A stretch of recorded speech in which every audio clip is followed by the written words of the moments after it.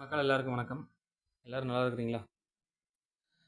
So இன்றைக்கி என்ன content வந்து அப்லோட் பண்ணலாம் அப்படின்னு பார்த்தீங்கன்னா, நம்ம எப்போவுமே வந்து பாசிட்டிவாகவே வீடியோ போட்டிருக்கோம்.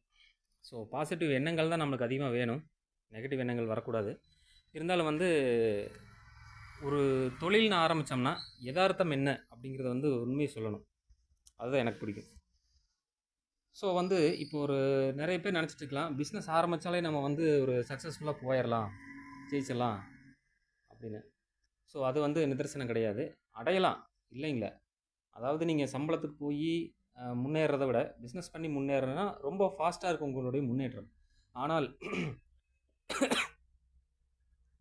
என்ன சொல்கிறது, ரொம்ப ஒரு சொகுசாக இருந்து நம்ம தொழிலில் ஜெயிக்க முடியும் அப்படின்னு நினைக்கிறது வந்து தவறு.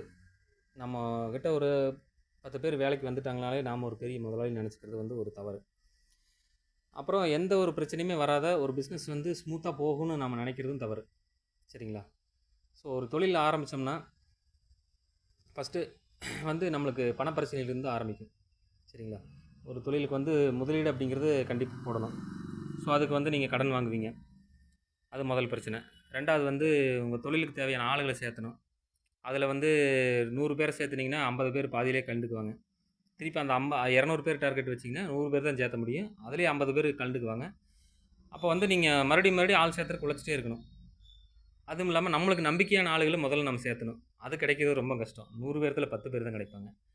இந்த மாதிரி வந்து அந்த மாதிரி சிக்கல்லாம் ஏற்படும். ரெண்டாவது, நீங்கள் உற்பத்தி பண்ணுற ப்ராடக்ட்டில் வந்து நிறைய ஃபெயிலியர்ஸ் ஏற்படும். இதையெல்லாம் மேனேஜ் பண்ணணும்.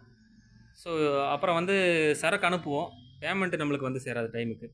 நம்மளுக்கு ஒரு அவசர தேவையாக இருக்குது, நம்ம ஆளுங்களுக்கு சம்பளம் கொடுக்க வேண்டியதாக இருக்குது, ரா மெட்டீரியல்ஸ் எடுக்க வேண்டியதாக இருக்கும். ஆனால் நம்ம சரக்கு அனுப்பின பக்கம் பணம் வராது. இந்த மாதிரி பிரச்சனைகளை வந்து நீங்கள் ஃபேஸ் பண்ண வேண்டியது இருக்கும். அப்புறம் வந்து சில சமயம் நீங்கள் உங்கள் வேலை நிமித்தமாக நீங்கள் வண்டியில் போகும்போது உங்களுக்கு ஏதாவது ஒரு விபத்து, இல்லை வண்டி ரிப்பேரு இந்த மாதிரி ஏற்பட வாய்ப்புண்டு. ஏன்னா இந்த தொழிலை பொறுத்தளவு ஃபுல்லாக வண்டியிலே தான் சுற்றணும். ஸோ அப்போ எப்போ வேணாலும் உங்களுக்கு வந்து விபத்து நடக்கலாம், உங்கள் வண்டி ரிப்பேர் ஆகலாம். ஸோ இந்த மாதிரி வந்து பல விதமான பிரச்சனைகள் இருக்குது. இது வந்து தொழிலில் மட்டுமே நீங்கள் சந்திக்கிற பிரச்சனை. அடுத்தது வந்து குடும்பத்துலேயே அதே மாதிரி தான் சண்டைகள் வரும், சச்சரவுகள் வரும். யாராவது ஒருத்தருக்கு உடம்பு சரியில்லாத போகும், திடீர் செலவுகள் ஏதோ ஒன்று வரும். திடீர்னு ஒருத்தருக்கு கல்யாணம் கொண்டாந்து பத்திரிக்கை கொடுப்பாங்க, பார்த்தா நம்மளுக்கு 2000 ரூபா மொய் வச்சுருப்பாங்க. நம்ம கொண்டு போய் 2100 ரூபாயாவது குறைஞ்சபட்சம் வச்சாகணும். ஸோ இந்த மாதிரி திடீர் செலவுகள் வரும். ஸோ இந்த மாதிரி வந்து ஒரு பிஸ்னஸ்னு ஆரம்பிச்சிங்கன்னா பல பிரச்சனைகள் வரும். சம்பளத்துக்கு போகிறவனுக்கு ஒரு முதலாளி மட்டும்தான் முடிஞ்ச அளவுக்கு ஒரு என்ன சொல்கிறது, ஒரு பிரச்சனை. அவன் செய்கிற வேலை மட்டும்தான் ஒரு பிரச்சனை. முதலாளியை வந்து சமாளிச்சுட்டு சரிங்கன்னு சிரிச்சுட்டு தலையாட்டிட்டு அந்த வேலையை கரெக்டாக செஞ்சுட்டா எந்த பிரச்சனையும் இல்லை. ஆனால் ஒரு தொழில் பண்ணணும்னு இறங்கிட்டிங்கன்னா நீங்கள் வந்து பல பேர்த்த சமாளிச்சாகணும். ஒரு வேலைக்கு போகிறத விட இது பல மடங்கு கஷ்டம். ஜாலியாக இருக்கலாம்னு நினச்சி யாராவது பிஸ்னஸ் ஆரம்பிக்கணும்னு நினச்சிங்கன்னா தயவு செஞ்சு அந்த மைண்ட் செட்டை விட்டுருங்க.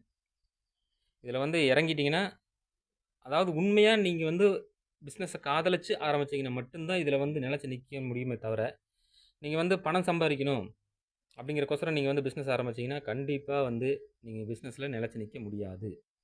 வெறும் பணம் சம்பாதிக்கிறதுக்கு மட்டும் பிஸ்னஸ்குள்ளே வரணும்னு நினச்சா நீங்கள் வராதிங்க. அதுக்கு நீங்கள் என்ன செய்யலான்னா, அதிகமான சம்பளம் வர வேலையை தேர்ந்தெடுத்து போயிருங்க, அது பெட்ரு. சரிங்களா? எந்த முதலீடும் கிடையாது. நீங்கள் வந்து கை வீசிட்டு போவீங்க, வேலை செய்வீங்க, மாதம் சம்பளம் வரும். ரொம்ப சேஃப் ஆச்சுங்களா? ஆனால் வந்து உங்களுக்கு வளர்ச்சி, முன்னேற்றம் அப்படிங்கிறது வந்து உங்களுக்கு ரொம்ப ஃபாஸ்ட்டாக இருக்காது. என்ன சொல்கிறது, விலைவாசி ஏறதை விட உங்கள் சம்பளம் மெதுவாக தான் ஏறும். ஆனால் பிஸ்னஸ்னால் அப்படி கிடையாது. நீங்கள் போடுற முட்டு வலியை பொறுத்து உங்களுக்கு டைம் கிளிக் ஆகிடுச்சு அப்படின்னா, நம்மளை நம்பி 4 பேர் சேர்ந்துட்டாங்க அப்படின்னா, அதுக்கப்புறம் உங்களோட யாரையுமே வந்து உங்களால் ஸ்டாப் பண்ண முடியாது. நீங்களே நினச்சாலும் உங்களை நிறுத்திக்க முடியாது. ஏன்னா அவ்வளோ ஆர்டர்ஸ் உங்களை தேடி வரும். நீங்கள் அவ்வளோ பொருள் உற்பத்தி பண்ணி கொடுக்க வேண்டியது வரும். பணத்தை போட்டுவிட்டு பொருளை அனுப்புங்கன்னு ப்ரெஷர் கொடுப்பாங்க. அவங்களுடைய ப்ரெஷருக்காகவாவது நீங்கள் தொடர்ந்து பிஸ்னஸ் பண்ணியே ஆகணும், பிஸ்னஸ் பெருசு பண்ணியே ஆகணும். ஸோ அதெல்லாம் வந்து உங்களுக்கு பல மடங்கு பெனிஃபிட் கொடுக்கும். சரிங்களா? பிஸ்னஸ்னால் என்னென்னா உங்களுக்கு சிம்பிளாக டைமை மிச்சம் பண்ணி கொடுக்கும். எல்லாத்துக்குமே வந்து 24 மணி நேரம் தான். சரிங்களா? அம்பானிக்கு 24 மணி நேரம் தான், நல்லாம்பட்டியில் இருக்கிற வீரமணிக்கு 24 மணி நேரம் தான். ஸோ அம்பானி எப்படி அம்பானியாக இருக்கான், வீரமணி எப்படி வீரமணியாக இருக்கான்னா டைம் யூஸ் பண்ணிக்கிறது தான். நான் ஒரு நேரத்தில் இந்த ஒரு பிஸ்னஸ் தான் பண்ணுறேன். அம்பானி அப்படி கிடையாது, இந்த ஒரு நேரத்தில் பல பிஸ்னஸ் பண்ணுறேன். பெட்ரோலியம் இருக்குது, ஜியோ இருக்குது, ரிலையன்ஸ் ரீட்டைல் இருக்குது, இப்போது டெக்ஸ்டைல் ஆரம்பிச்சிருக்கிறாங்க. இந்த மாதிரி வந்து பல பிஸ்னஸ் இருக்குது. எல்லாம் வந்து ஒரு ஆளுக்கு வந்து பார்க்குறதில்ல. ஜஸ்ட் வந்து அவர் ஒரு ஆர்கனைஸ் பண்ணுறாரு, அவ்வளோதான். ஸோ அந்த அந்த மாதிரி அவருக்கு வந்து டைமை வந்து அவர் இருக்கிற 24 மணி நேரத்த டைமில் எத்தனை பிஸ்னஸ் அவரால் ரன் பண்ண முடியுது சக்ஸஸ்ஃபுல்லாக அப்படிங்கிறத பொறுத்து அவருடைய வெற்றி. ஸோ அந்த மாதிரி தான் வந்து நம்மளும் வந்து நம்மளுக்கு அதே 24 மணி நேரம் தான்.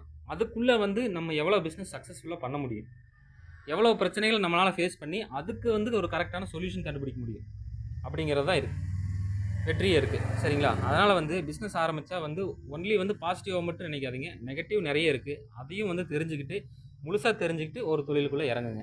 சரிங்களா? தேங்க்யூ.